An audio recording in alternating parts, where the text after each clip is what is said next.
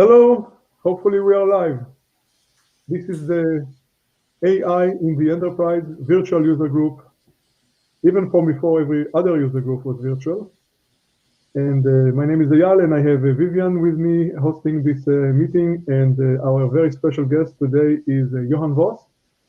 And Johan is a very unique combination of a Java expert, machine learning expert, and also a quantum computing expert. And he has created a Java simulator called Strange that's been around, and he's constantly improving it, I believe. And he has been working on a book for developers about quantum computing, and we will hear about that too.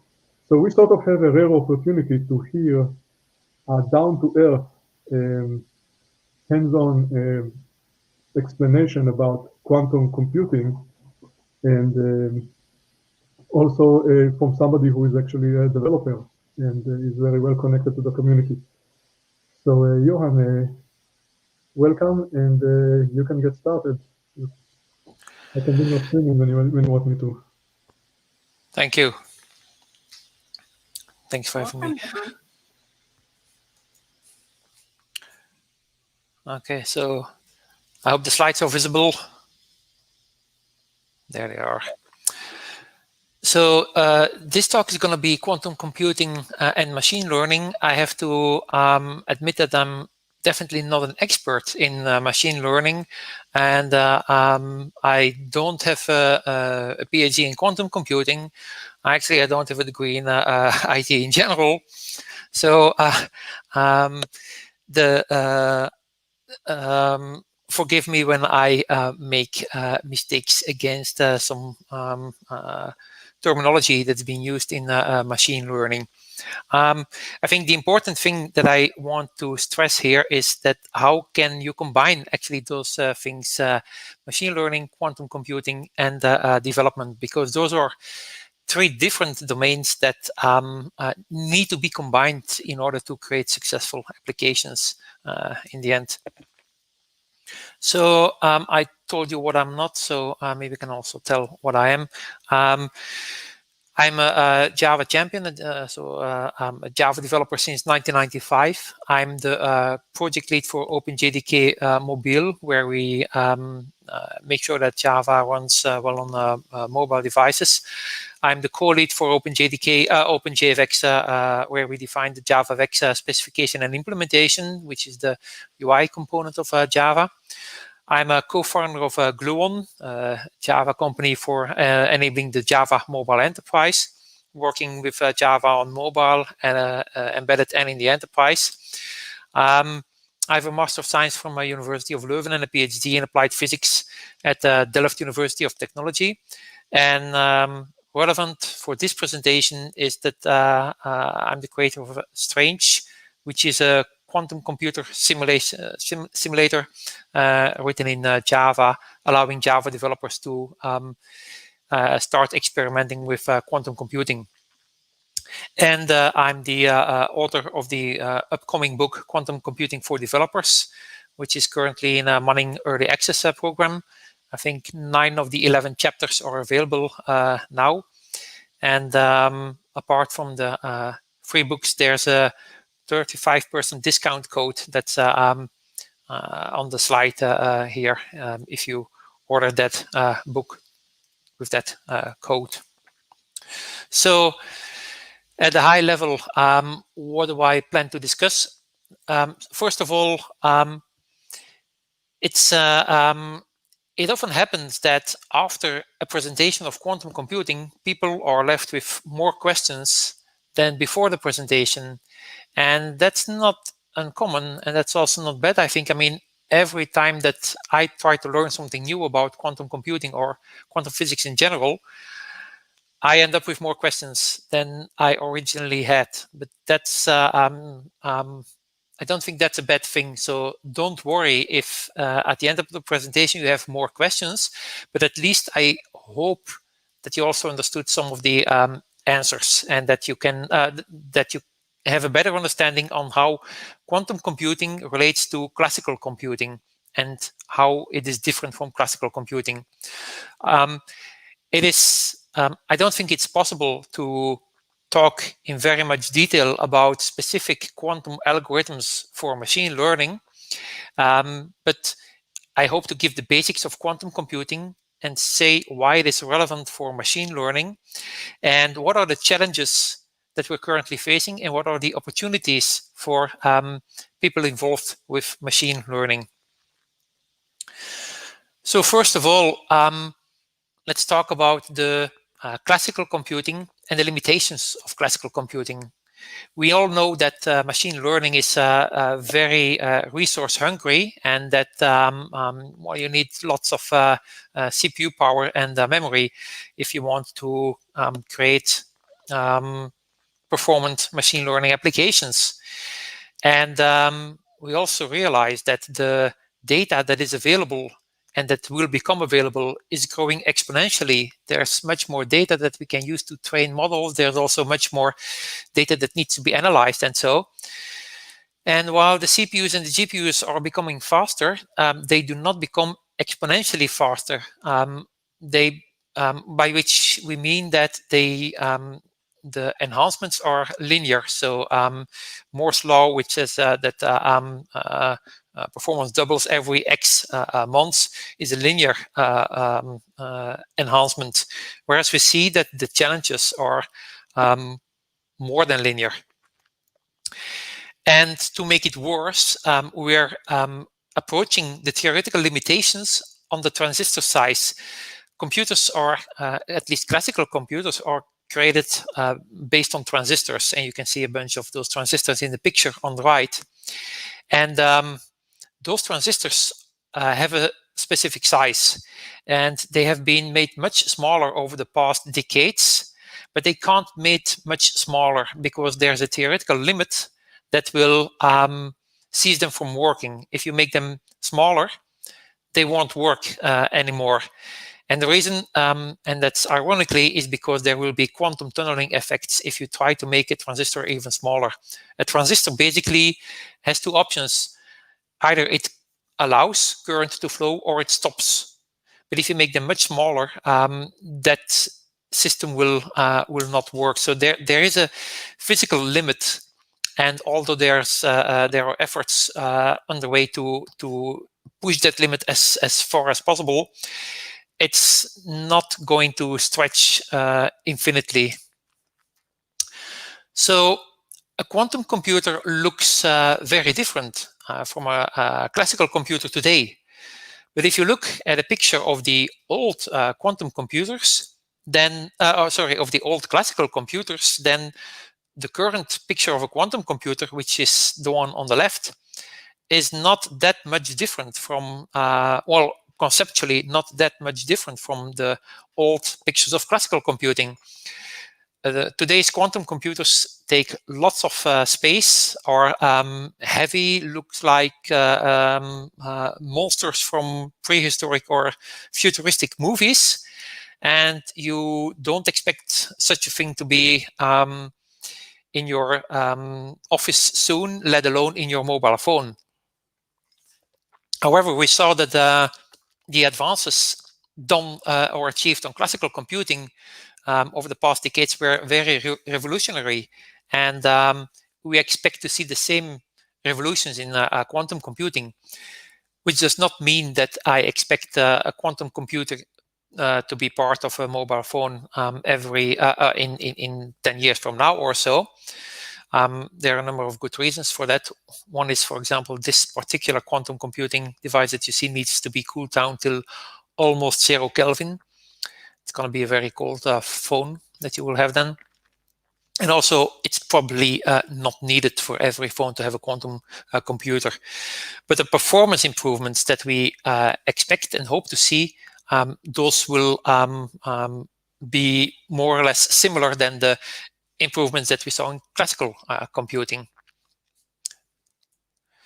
So it is important to state that quantum computing is not the logical successor on classical computing. It's not that we discovered new ways to deal with transistors or that we found a new mechanism to store more CPU power or memory in classical computers. It's totally different. The fundamental basic blocks are different, and they're actually much more related to nature. So they're more natural than the ones that create classical computers. I won't talk a lot about the physical underlying building blocks of quantum computers, but I will explain the basic concepts immediately. So not only the fundamental hardware building blocks are different, as a consequence, the fundamental software building blocks are different as well. In classical computers, the software building blocks are an addition, a not operation, and a few other XOR gates, for example. And in quantum computing, while we also work with gates, these sets of gates are different because the hardware and the rules are different. And another reason why quantum computing and classical computing cannot just be compared looking at performance only is that we do expect that quantum computers will outperform classical computers for some problems, but not for others. For example, generating a user interface, visualization, that is something that's not the task that we see would be applicable to a quantum computer. On the other hand, computation-heavy tasks, solving linear algebra problems, optimization problems, those are the ones where it is expected that quantum computers would be able to outperform classical computers. So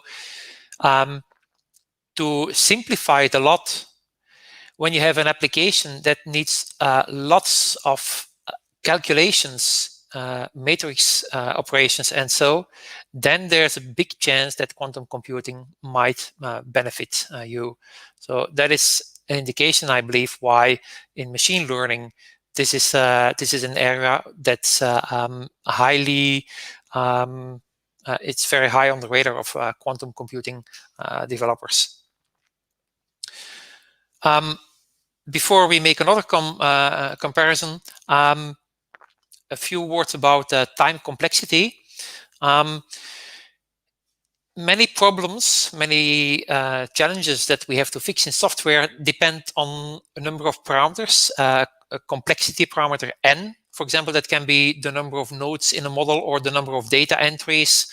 It can be the number of streets in a map, and this complexity parameter determines how complex an algorithm is. If we increase this complexity, for example, we want to process a tree with 10 nodes, and it takes some time. And then we want to process a tree with 20 nodes. If it takes double time, then we say that this problem is of linear complexity.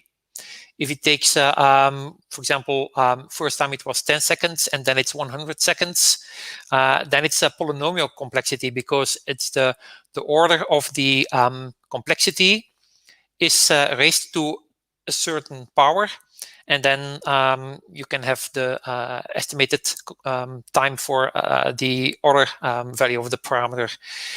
And that's, of course, much more intensive than linear complexity. Going one step further, if the complexity parameter is in the exponent of the time calculation, then we talk about exponential complexity. And so algorithms can be associated with a complexity, like, for example, polynomial or exponential.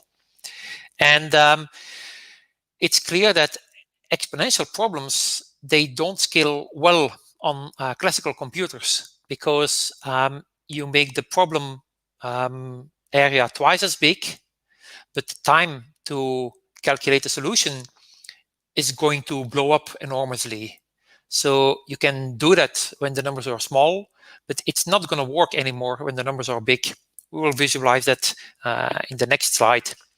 But to give an example, and this is one of the typical examples that's being given when we talk about quantum computing, it's integer factorization, in popular media called breaking encryption, which is one of the applications indeed of integer factorization.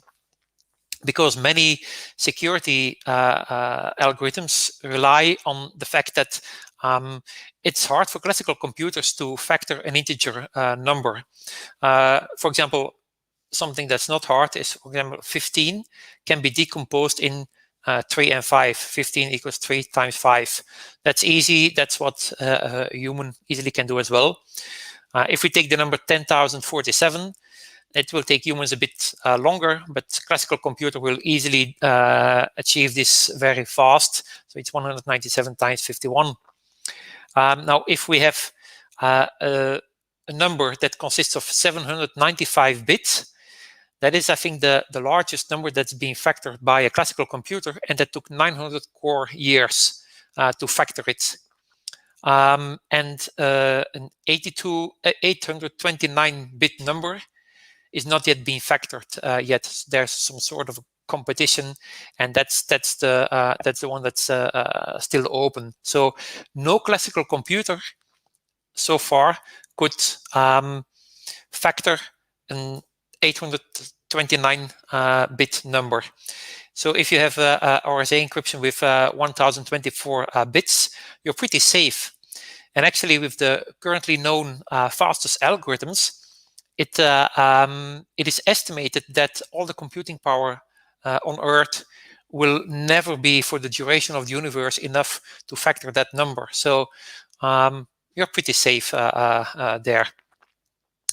And why is that? That is because the best known classical algorithm to factor big numbers is of order exponent of n, which is then powered by the 1/3. That is called sub-exponential because it's not really exponential, because we're not exponent of n, but exponent of n to the 1/3. But still, that goes pretty high.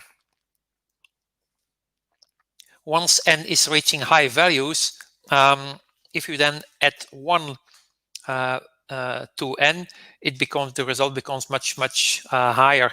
And n here is the number of bits. A quantum algorithm that solves this integer factorization problem only needs n to the power 3 time complexity. So that means that it will still get harder if we have if we add twice as many bits as before. We will need 8 times more time than before. But that is still much, much better than doing it the classical way. So, for example, this is the visualization of the functions that I showed before. So we have exponent n 1/3 and n power 3rd. The orange line is the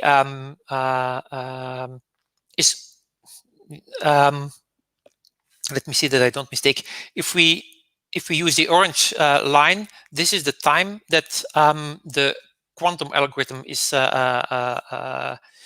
needs to solve the problem, and the blue line is the time that the classical algorithm needs to solve the problem. The classical algorithm is very good for small values of n. So on the x-axis we have n, and on the y-axis we have the time that it will take to solve a problem. So for small values, for small values, the classical approach using the blue line here is going to be good and even faster than the quantum approach. But at a given moment, the exponential function becomes really very dominant, and you see that going from this value to the next value is going to more than double the computing time. And with the quantum algorithm, it's going to increase, but you can see this is a polynomial function. It's actually a third n to the power 3rd that we're seeing here. So this indicates that some kind of problems are better solvable using quantum computing than classical computing. And those are especially the problems that are exponentially, that scale exponentially. It's a bit confusing because quantum computing scales itself exponentially if you add more qubits, as we will show, and therefore it's capable to solve exponential problems in non-exponential time. So what would be then the benefits from quantum computing? So if we have algorithms or problems that are typically exponential or sub-exponential, and we can fix them in polynomial time, that would be a huge speed up. So 1024-bit encryption key, which is hardly ever possible to solve with a classical computer, would take a quantum computer only a few minutes probably to solve. A few minutes or maybe a few hours. That's it's very hard to put concrete numbers on it, but definitely it is definitely breakable. And then a 2048-bit key will is twice as big, so it will take 8 more time to be factored. So that security is gone then if we can calculate it using a quantum computer. But there are also still some challenges to build quantum computers. First of all, from the hardware point, it's not easy to build a quantum computer with a large number of stable qubits. I will talk about qubits immediately, but a qubit is the quantum equivalent of a bit. So it's I'm not going to say it's easy to build a quantum computer with 2 qubits, but it's for every qubit that we want to add, it's from a hardware point very, very difficult, especially because we want them to be stable. Qubits are very sensitive to noise. It's like, well, bits in classical computers are sensitive to electrical noise as well, but qubits are extremely sensitive. So it's mind-boggling if you see how the hardware engineers try to achieve this stability. And the second challenge is a software challenge. It's not always easy. Actually, it's very difficult to come up with algorithms that can benefit from quantum advancements. And existing problems need to be transferred into problems that can be tackled easily by a quantum algorithm. And therefore, the integer factorization is a very interesting example, because that is a problem that was well known in mathematical areas, and that has been transferred to another domain where quantum computers are very powerful. I will discuss that near the end of this presentation. So what makes quantum computers powerful? What gives them the power, and why are they completely different from classical computers? There are a number of core concepts that we will go into. First of all, we talk about the basic concept, which is a qubit, and then we'll talk about superposition, entanglement, and measurements. I will give some brief resources. I have a few. I have one slide where I show resources about how you can get started with quantum computing, for example, in Python. So there was a question about that, and we will come back to that. So the building block for a quantum computer is, the building block for a classical computer is a bit, and a bit can be 0 or 1. And the physical representation of a bit is a current. So there's voltage or there's no voltage. So 0 or 5, I believe. And that's pretty straightforward. So there is, it's 0 or it is 1. That's simple. So the building block for a quantum computer, so where it reads here classical computer, that should be quantum computer. That building block is a qubit. And the qubit can be 0, it can be 1, or it can also be a combination of 0 and 1. And that is, of course, very different than the classical case, where it can only be 0 or 1. And that combination is actually what makes quantum computers very different. And I will talk about the representation of that immediately. But to make it clear that this is not just science fiction, there are many evidences and many real-world concepts that use this. And for example, what's the representation of a qubit in the real world? That can, for example, be an electron. And an electron has a spin, and which is a quantum mechanical property for the angular momentum of the electron. And that spin can be up or down, or it can be in an unknown combination of up and down. So that's a real physical property of the electron, and that's the mind-boggling part of quantum computing, that allows a spin to be up and down at the same moment, or partially up, partially down. And that concept is what we use in quantum computers to represent qubits, which can then be 0, 1, or a combination of 0 and 1. And when that is the case, the qubit is actually in a superposition. And a qubit in a superposition means that there is X% chance that when the qubit is measured, we will measure 0. And there's 100 minus X% chance that when the qubit is measured, we will measure 1. So that's interesting, and we will come back to that immediately. When we measure a qubit, it will be similar than measuring a bit. You will measure 0 or you will measure 1. You will not measure half or 0.3, for example.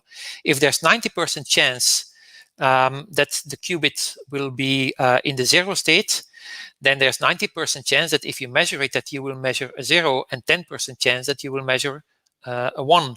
So if you do 100 measurements, you will measure on average 90 times a 0 and 10 times a 1, with some problems, because you can only measure a qubit once. We'll come back to that as well. So this is pretty different from classical computing, and it typically requires some time to reflect on this, on what it actually means, and on what you can do with it. And there are some misconceptions about it. So superposition does not mean that the qubit is either in the 0 or the 1 state, and that we simply don't know yet. That is not the case. It is really in a combination of those states, and that's been experimentally proven. Again, the physical counterpart of the qubit, let's say a photon or an electron with a spin, is proven to be in a superposition of those states indeed. So that is reality of quantum physics. So this is really reality and not fiction. But of course, it's a bit strange that you cannot measure how much % chance there is, because you will only measure a 0 or a 1. But the calculations that you do on this qubit can leverage this superposition. If you think superposition is weird, then entanglement is even weirder. And entanglement in qubits is again linked to physical entanglement between two photons, for example. And it is possible in quantum mechanics to create entangled photons, which are then sent very far away from each other. They can be sent, and that's actually been done in reality. They can be sent to a satellite, which sent them back to a different place on Earth. And then if you then measure the spin of one photon, and you measure, for example, spin up, then you know that the other photon has a spin down. And that's the photons are first in superposition, so they can be up or down. You don't know, you don't see. But the moment that you measure one, you do know the value of the other. And that is very strange, because that seems that the information that one photon says to the other, hey, I have been measured and I am 0, so you need to be 1. But that would then mean that information needs to travel faster than light, which is impossible. And that's why, for example, Einstein did not believe this. He called it spooky actions at a distance. And it created a paradox in quantum computing, which has ultimately been fixed by the non-locality theorem. So it means that these physical things that are happening are indeed happening in reality, and we can leverage them in quantum computing. We are physically able to create entangled particles and use them in computing. And there are many advantages of this. And one of the key advantages, you can use it in quantum cryptography and to create real secure applications. So when I talk about breaking encryption using integer factorization, we can also fix encryption by using quantum cryptography. And because this inherent link between different qubits, you can leverage that in quantum applications as well. And you can use that to perform many calculations at once. Now, this is something that you don't do in classical applications, because there is no equivalent of entanglement on bits. There's also no equivalent of superposition on bits. So this is why I talk about the software challenges that we are facing. We have to use new concepts in order to leverage the hardware that quantum computers are offering us.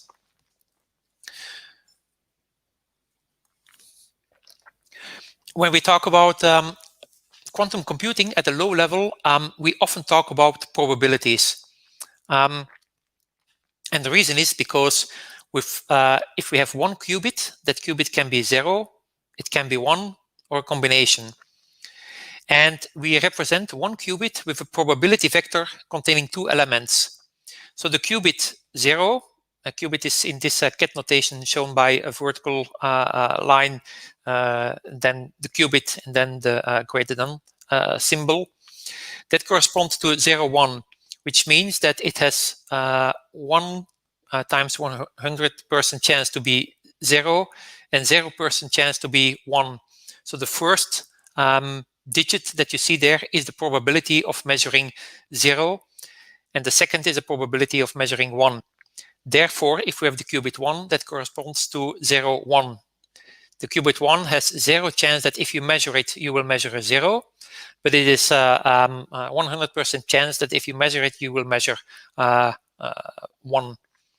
In general, a qubit psi can be written as x0 qubit 0 plus x1 qubit 1, and that then corresponds to the vector x0, x1, where the squares of the amplitudes should equal to 1, because the qubit should be in a position. So it should the probability, sum of the probabilities, or the square probabilities amplitudes, sorry, should be 1. So this shows that 1 qubit corresponds to a vector containing 2 values. And that's interesting, because with 2 qubits, that means that we can create a vector with 4 elements, because our 2 qubits can be 0, 0, 0, 1, 1, 0, 1, 1. And the probability of measuring 0, 1 is, for example, is here x1. The probability of measuring 1, 1 is x3. So this shows that with n qubits, we can deal with 2 power n combinations. And this is where the exponential advantage comes from. If we add 1 qubit, we double the power of our system. And that is much faster, much more powerful than a classical computer. So that sounds pretty exciting if you tell people what you can do with quantum computers and all those characteristics of qubits. Even though the details might not be clear at first glance, that's no problem. But it should somehow show the potential, because a qubit can hold different values at once. So you can do processing with different values at the same moment. And then there's a disappointment when you explain that if you measure a qubit, the system will collapse. So as I said earlier, if we measure a qubit, we will only measure 0 or 1. And that's yeah, that seems to remove the advantage of quantum computing, because what's the advantage if we can process, if our qubits can have multiple values, but if we measure them, they have only a single value. And the advantage is that we have to convert existing problems that are result-based into problems that are probability-based, because with the 6 qubits that are shown in this diagram, we have 64 probabilities. And ultimately, we will measure one result, but that one result can point to one of those 64 probabilities. So indeed, we will have only one result, but by doing the right processing, we should make sure that the one result that we have tells us something about all the possibilities that were evaluated. So showing this, comparing this with a classical computer versus quantum computer. In a classical computer, the inputs are 0 and 1, and the outputs are 0 and 1 too, and processing is always with 0, 1 as well. And on a quantum computer, the inputs are 0, 1, the outputs are also 0, 1, but in the processing, you are somewhere, you can have these combinations of 0 and 1. But again, what does it help if the result is a single number? Well, there are many hard questions that might have a simple answer, 42, for example. But also in machine learning, in deep learning, for example, if you process and you go through the network, there are many calculations happening, and ultimately you might have a classification that just says the light is green or the light is red.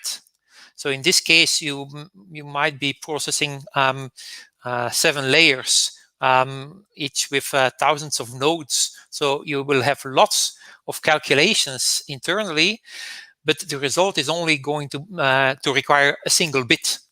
So that is an area where if you can somehow use quantum algorithms to do the implementation of the layer propagation, then it can be much faster than doing it classically, and you don't care that you can only have a limited number of output values, because you only need a limited number. The most important thing is that you can do as much as possible in parallel, and it's again a bit an oversimplification, but I sometimes compare quantum computing to be multi-threading at the level of nature, of the hardware. Whatever can be done in parallel will speed up processing. But if you have to add CPUs and cores because you need to do things in parallel, then that doesn't scale. At least it doesn't scale if your problem scales exponentially. But with a quantum computer, those qubits, they can hold the same values, the different values simultaneously. So you can process them simultaneously. And you will then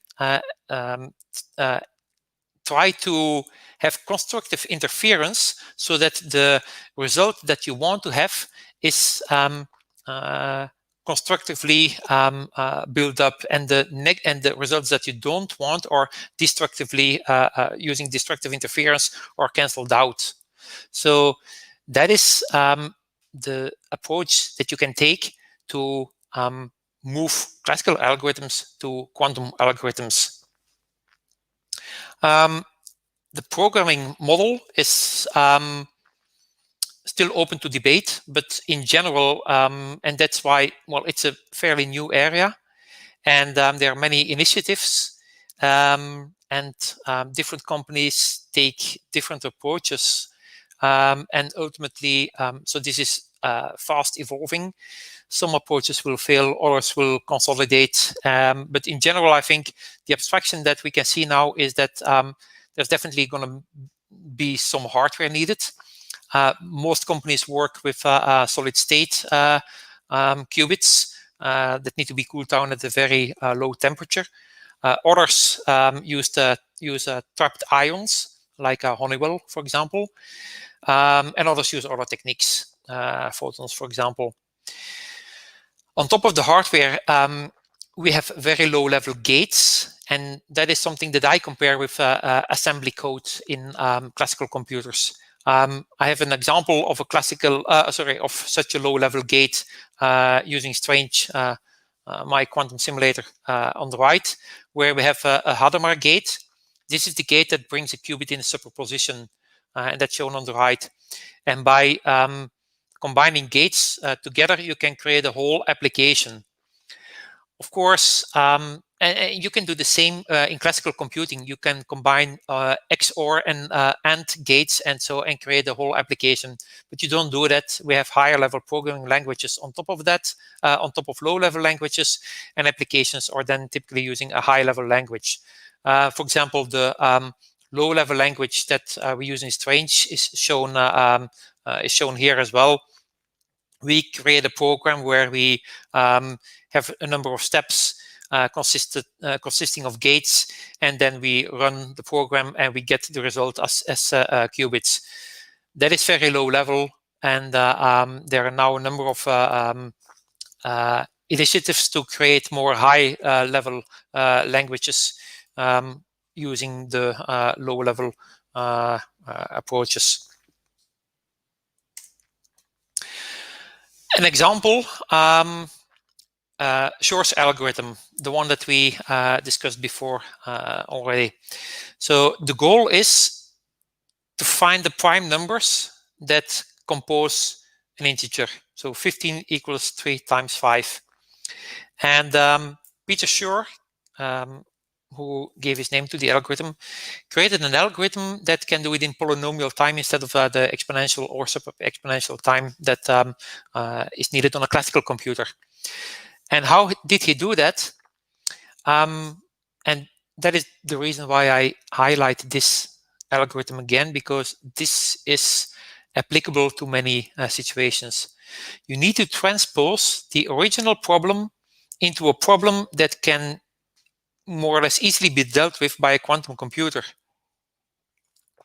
In this case, the problem that Peter Shor converted his problem into was find the periodicity of a function. So if a function f is a power x modulo n, if we find the periodicity of that function, he showed, and actually that mathematical proof is not hard to show, that the periodicity can be, you can use that periodicity to calculate the prime numbers that compose the that compose n, so the n from this function. But it's of course a different problem, and that's the non-trivial thing. You need to, if you were going to find classical algorithms for solving integer factorization, you would typically not start thinking about finding the periodicity of a function. But on a quantum computer, this turns out to be very easy, or at least relatively easy. So that part of the problem is then dealt with by a quantum computer, and the results are then transposed back to the original domain. So in general, the big challenge is that you need to find algorithms that are good for being executed on quantum computers. And then you need to think, how can I convert my existing algorithm, my existing problems, into this algorithm that will benefit from quantum speedup? And that is often that is not easy, and that is one of the parts of quantum computing that, to be honest, worries some people, because there are not many known quantum algorithms at this moment, but there are many. There's an increasing amount of research going on.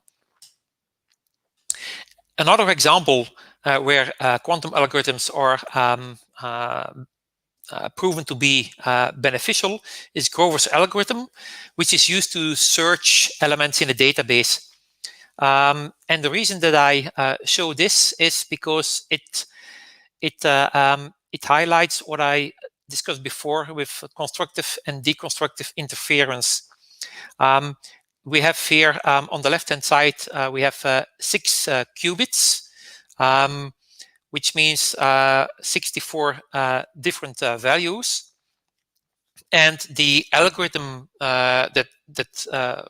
Grover's algorithm will find the number that matches some specific function. And I'm not going into detail about what the algorithm actually does, but it can be proven that it takes about square root of n iterations. And if you in this diagram, we show the probability vector. So the vector that we showed before. And the probability vector means that if we are going to measure the system at this point, what are the chances that we will measure 0, 0, 0, 0, 0, 0? And what are the chances that we will measure 0, 0, 0, 0, 0, 1? So the first line here, the first horizontal bar, corresponds to the likelihood that we will measure 0, 0, 0, 0, 0. And the second line corresponds to 0, 0, 0, 0, 0, 1, and so on and so on. And you will see that after one step of the algorithm, that it's already more likely that we will measure, what is this, 0, 1, 0, 1, 0, 0. And the others are measuring another value has equal chances. So this is maybe 10% chance, but that means that if we are going to measure the system, that we have 90% chance to measure something that is different from this value. And this value is, well, actually you can cheat here because you see it here. So that's 0, 1, 0, 1, 0, 0. And you can calculate how much the decimal value of this is. And that is actually the correct answer. But if you were going to measure it after one step, you will have only 10% chance that you would measure the correct value. But by repeating Grover's algorithm a number of steps, and it's a well-defined number, you see that the probability of measuring the correct value is increasing, because internally the algorithm will use wave interference to constructively build up the right solution and destructively remove the wrong solutions. So it's really like if you have two waves, and if they're of equal phase, then they will augment each other. And if they have opposite phase, they will cancel out. And that is what quantum algorithms are doing. We try to cancel out the wrong solutions during this processing. And because we can deal with all the possible combinations simultaneously, so here we deal with 64 combinations and not just with 6 values. That makes it possible that from the 64 combinations, we try to make sure that in the end, one of those combinations has a very, very high chance, as close to 100% as possible, to be measured. That is what quantum algorithms are doing. So a bit more concrete. what can we expect tomorrow from quantum computers, or what needs to be solved? There are lots of challenges remaining from a hardware point of view. We need more qubits. We need a large number of qubits before we can do something really useful with quantum computing. And the qubits need to be stable for a long enough time. That means the time that it takes to execute an algorithm. If a qubit is if there's some noise in the system and the qubit it will have bogus values. That's of course not something that you want to have in your during your application. But what so that is for tomorrow. But what can you do today? There are already a number of quantum simulators, and the good thing is those quantum simulators run on classical computers. And those quantum simulators allow you to deal with the basic concepts of quantum computing: superposition, entanglement, and measurement. And this is something that wasn't possible when classical computers were being developed, because you could not simulate a classical computer on apart from a piece of paper. You could not do it. Those quantum simulators are slow, of course. They are much slower than real quantum computers will be, because it's all simulated in classical computers. And it would be a contradiction in terminis if those simulators were equally fast as quantum computers, because then there would be no speed up from a quantum computer compared to classical computer. So, for example, IBM has a QuizKit, which is a very comprehensive set of APIs in different modules, going from low level to high level. Microsoft has Q Sharp, which is a new language. QuizKit is Python based, but Q Sharp is a new language like C Sharp, F Sharp, that allows you to program quantum simulators. There's also Python Circ that you can use. And for Java developers, there is a Strange, the quantum computer simulator that I developed. Those simulators are more or less doing the same. They allow you to play with the low-level gates and to investigate and run the more high-level algorithms like Grover search and Shor's algorithm. There is already also today, there are some real quantum computers that are accessible in the cloud, but those have a very limited number of qubits, 5 or 13, for example. IBM is active in this, and we see that more and more companies are offering quantum computers in the cloud. It's at this moment still not very usable for end developers. And therefore, I highly recommend using quantum simulators at this moment, and use those simulators to do the processing, because it's much easier to program using a simulator. So the real work that can be done now today is to search for algorithms or pieces in algorithms that might be converted into algorithms that benefit from quantum superposition and entanglement. And that means, for example, find areas in code that suffer from exponential time complexity, and see if you can somehow use quantum algorithms to convert these to polynomial time. And that is what I think makes this field interesting to data scientists, finding those areas, because this can be a real game changer for AI. The showstopper, which is often lack of resources, computing time, can be fixed not by a factor 2 or 10 or so, but much bigger. And you can use you don't have to wait until quantum computers are powerful enough to work on this, because it's going to take time before your algorithm is going to be really working, because this is pretty difficult. And therefore, I highly recommend developers that are interested to start now, today, working on this.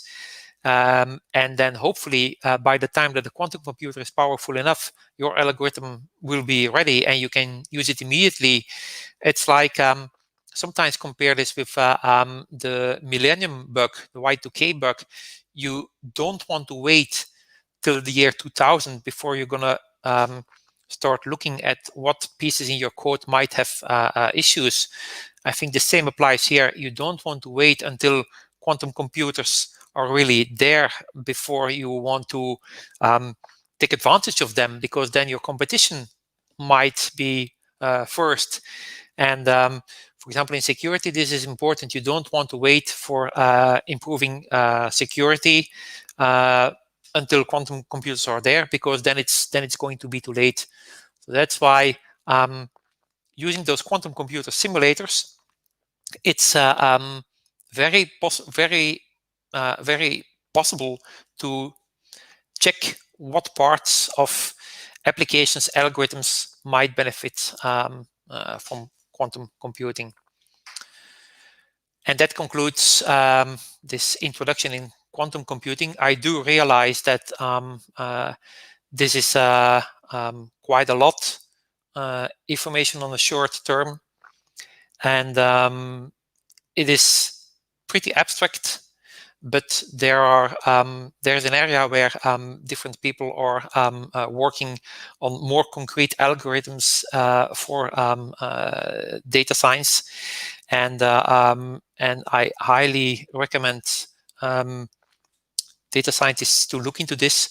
But it's, I think, important to first understand the basics of quantum computing and to understand in what areas quantum computers are different. There are some questions. I'll probably... So first question was, give some good resources to get started with quantum computing and Python. Then I'd recommend Qiskit or Cirq, for example, which was on the previous slide. Jobs or careers in quantum computing. That's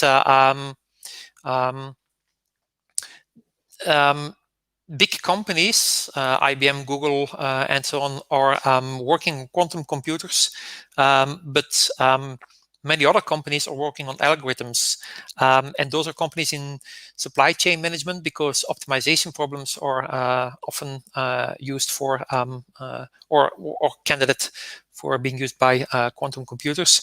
Autonomous driving. I do know that there are a number of automotive companies that are looking into quantum computing in order to make their vehicles self-driving to achieve level 5 autonomy, for example. The question, what or how can we use strange or such libraries to build anything? Strange is a Java library, so you can use it with Maven or Gradle. And in the book, we have lots of samples.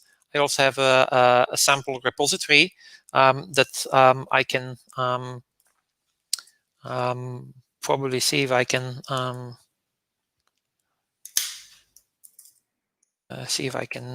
share that link.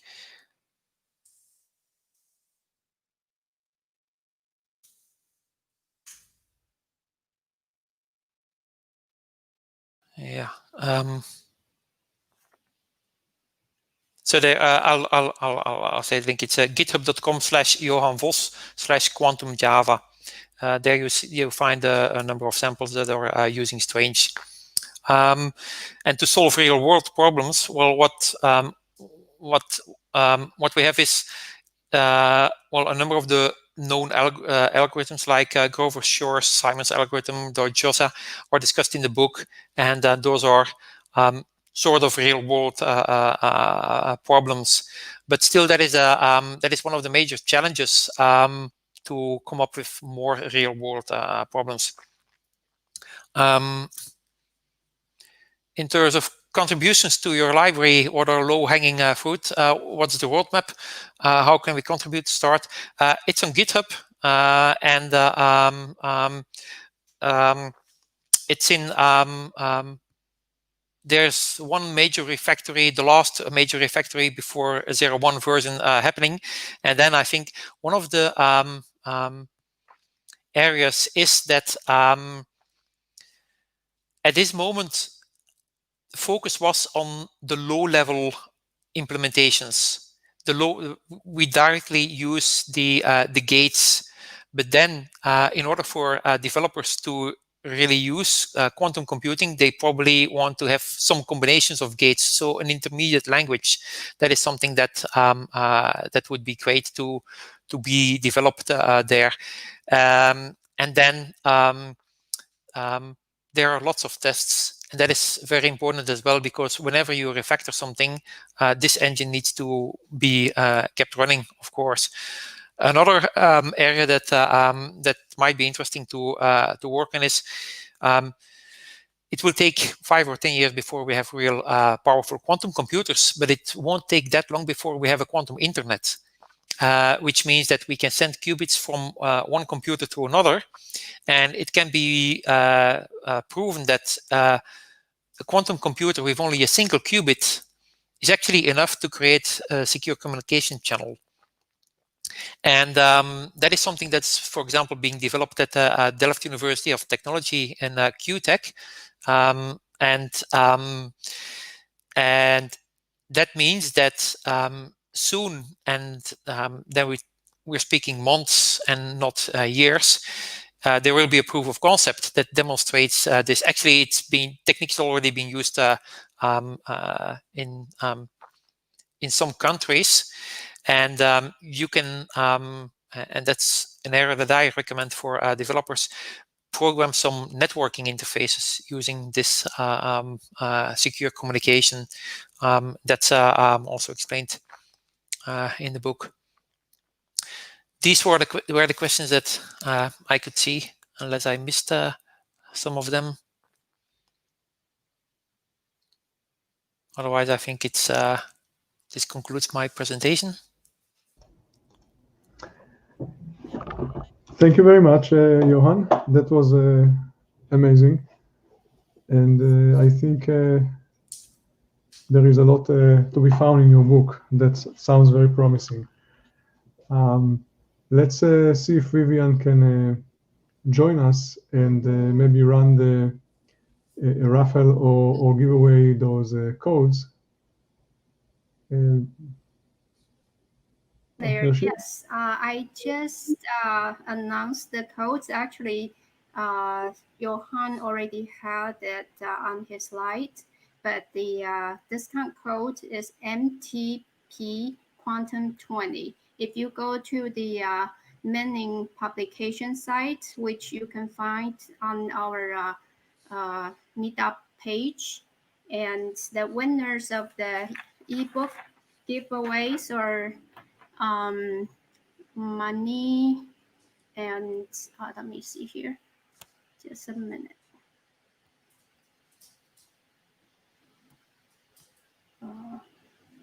Okay, Santosh, Matthew, and Money are our winners of the ebooks. I would email you with the code to claim your prize. Okay. All right. Okay, great. Congratulations, Santosh, Matthew, and Money. So again, thank you everybody for joining us. Those of you who didn't make it to the live presentation will hopefully view this afterwards on our channel on YouTube. And we hope to see all of you next month in our next presentation. And Johan, thank you again. You're welcome. Thanks for having me. Thank you, Johan. And thank you very much for joining us. Thanks. It was a pleasure. Yeah. See you guys next time. We are going off the air. Bye. Bye.